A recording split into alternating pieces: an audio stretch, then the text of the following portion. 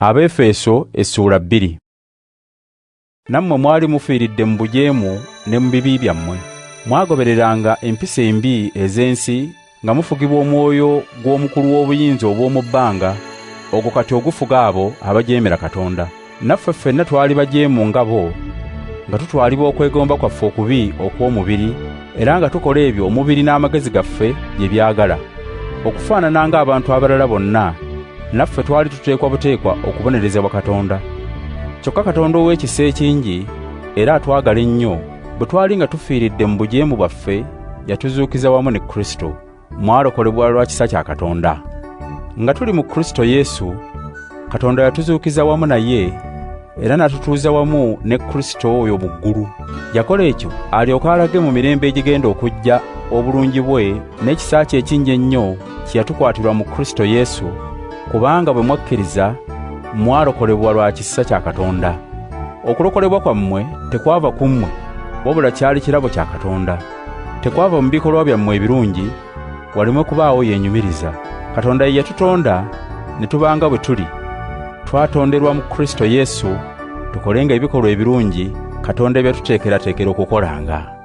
Mmwe abaazaalibwa nga muli b'amawanga malala, Abayudaaya be bayita abatali bakomole, kubanga bo bayita bakomole abaakomolebwa abantu, mujjukire bwe mwali mu biseera ebyayita.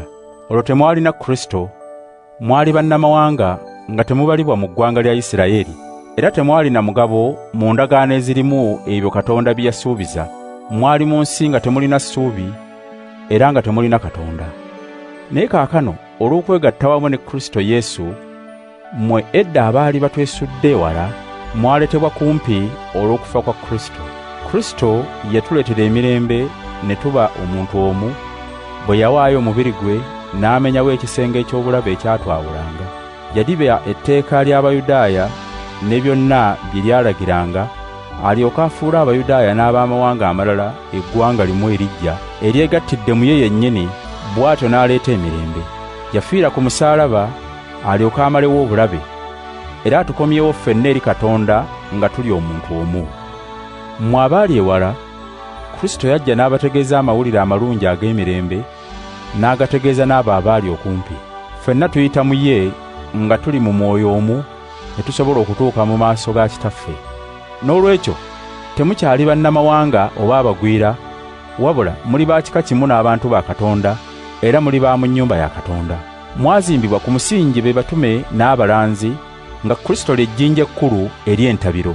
Mu ye ekizimbe kyonna mukinywerera, ne kikula, ne kiba essinzizo ettukuvu erya Mukama.